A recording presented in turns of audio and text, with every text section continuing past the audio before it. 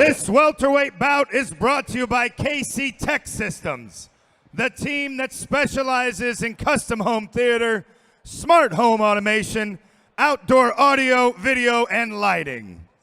Fighting out of the blue corner, Dwight Brown. And fighting out of the red corner, Mason Pillow.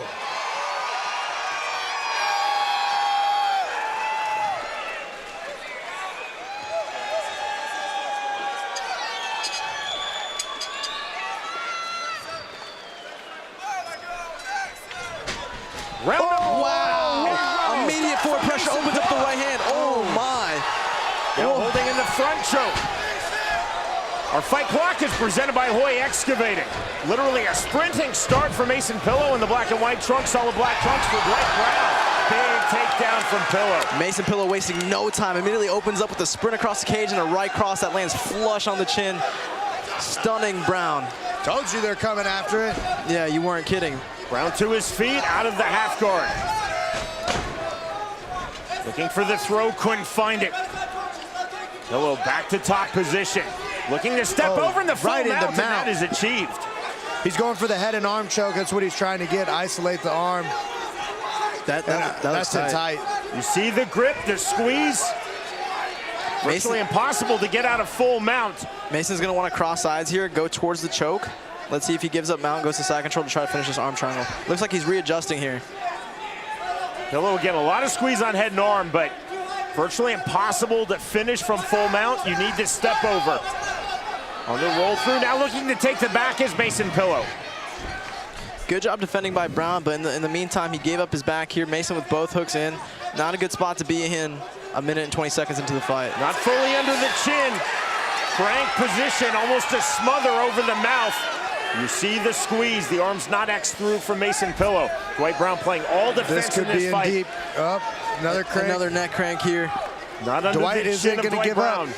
This right here, Mason's using a lot of energy to get these submissions. He's not really getting the technique. He's just getting power.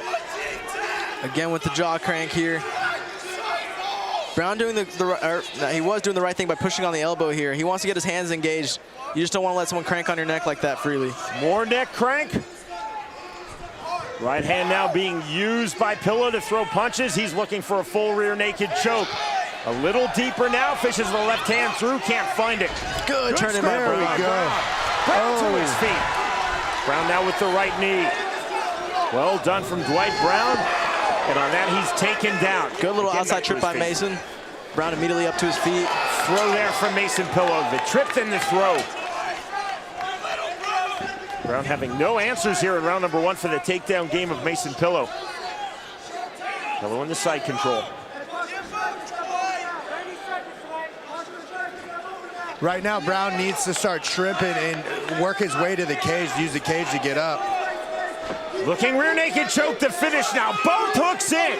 If he could flatten him out right here, it could be dangerous. Lost the choke position. Final seconds, round number one. One-way traffic for Mason Pillow in this opening round. This is what a modern 10-8 looks like in favor of Mason Pillow.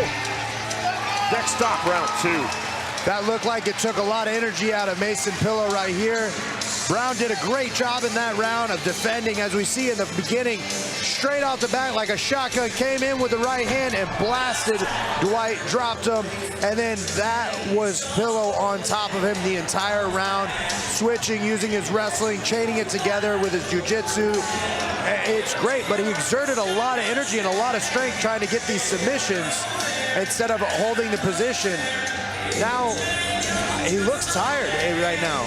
Let's see where Dwight's at. Dwight's got to know that he's going to come after him fast. He's got to keep this separated to where he can use his power in his hands and use his striking. Our fight replays are presented by FAC.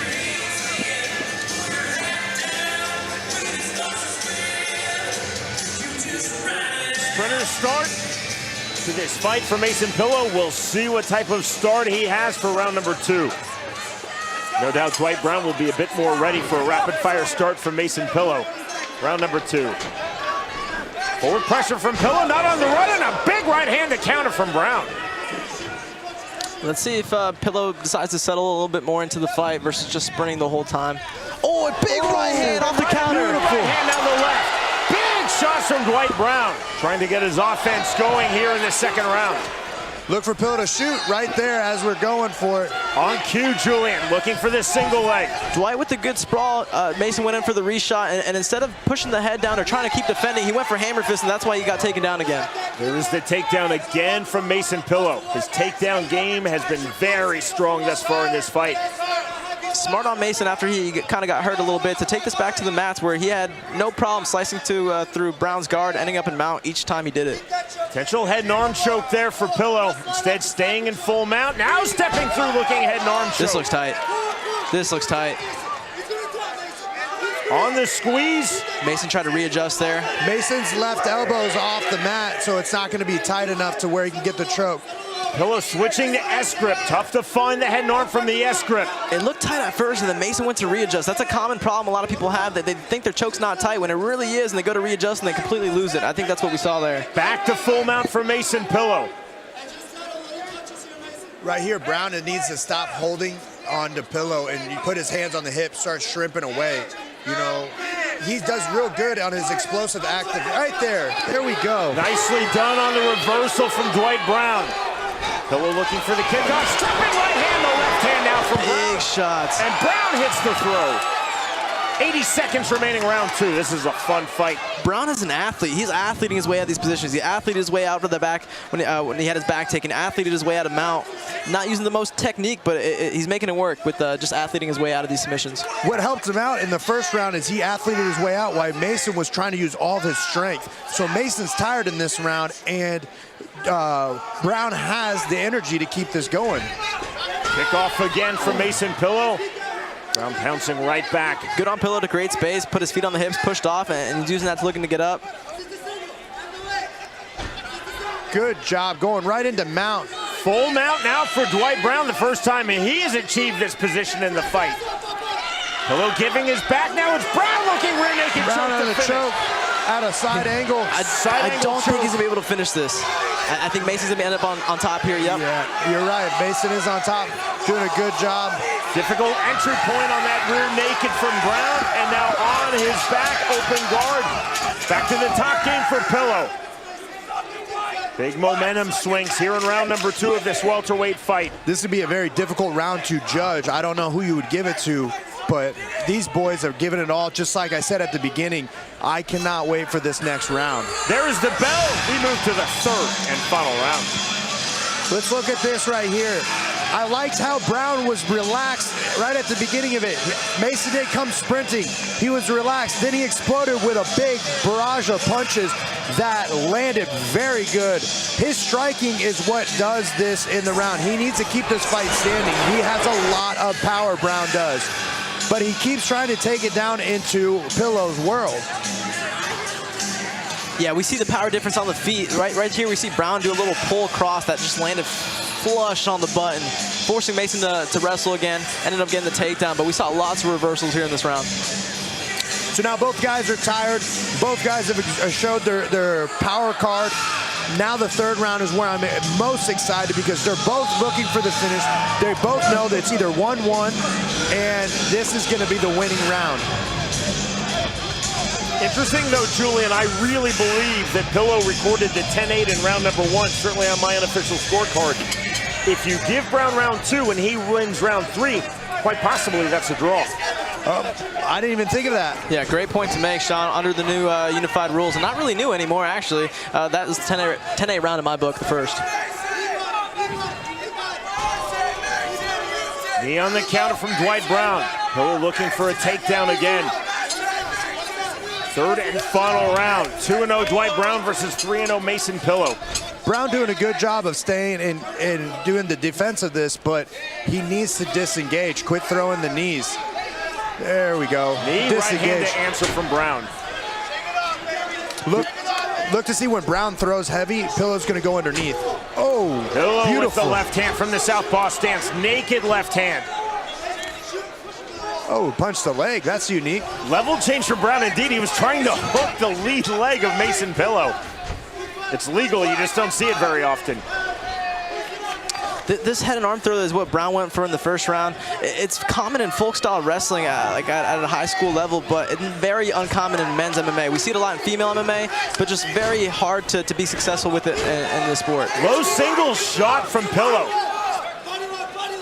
Shades of Randy Couture versus James Toney on that low single. Now side control from Mason Pillow. Pillow did a great job on that low single to cut the corner, which got Brown down. Brown was used to head-on collision, so when he cut the corner, it dropped him down. Now Pillow's in a good dominant position on the side control, going for the crucifix, as we can see here. Stepping over, trapping the left arm of Dwight Brown as Mason Pillow, now to the right hand. Good short little shots here from that side control position. It looks like Brown's trying to re-guard, but Pillow's doing a good job of just sawing with that. As an amateur, you can't throw elbows legally, but you can saw with your forearm. That is a legal strike. 70 seconds remaining in this fight. Pillow just needs to, right now he's winning the round, just needs to stay on top, be controlled. You know, if he does a big explosion, he could allow Brown to use his athleticism to get up. He's going for a triangle. Open guard. Brown was definitely fishing for a triangle. Good on Brown to grab the shin. Just trying to break Mason's posture, but Mason's doing a good job of bringing his posture up, right? Very hard to finish a triangle when your opponent's head is right up. He's going for the armbar. Oh, see the extension from Brown, indeed. Looking for the armbar from the bottom. Trapping the right arm through the wrist of Mason Pillow. Triangle is open. Brown couldn't find it, couldn't feel it. Nice shuck from Mason Pillow, clearing the legs back to the stack. Pillow's doing a good job of just keeping that constant pressure, and it's very difficult. Right into mount. Gives him a hard whizzer when Brown tried to come up to a single leg. It ends up in full mount here. From the whizzer to the mount, Mason Pillow will try to hold mount all the way to the end of the fight. The push off from Brown, the bell.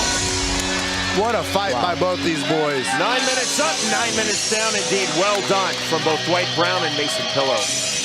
Man, this was a great fight, especially for the amateur ranks, for both these guys to see. They both got tested. As you see at the beginning, we're looking for takedowns, and we're looking for trips. And Pillow knows that the way to win this fight is to get on top, is to be very difficult for Brown to get up. And that's what he did this entire fight right here. He got on top, but man, he got tested with a couple fight cards.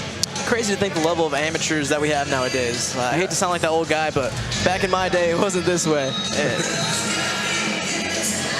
Three judges assigned by the Missouri Office of Athletics. They have turned in their scorecards. They have been tallied by the head of the Missouri Commission, Tim Lukinoff. And we are set to end all suspense with Jason Nivens. All right, ladies and gentlemen, Judge Geary scores the bout 29-27. Judge Miller scores the bout 29-28. And Judge Swanberg scores the bout 29-28. Your winner by unanimous decision, out of the red corner, Mason Pillow! Right there was a 10-8 round given by one judge. Still 2-1 rounds. You were correct on that.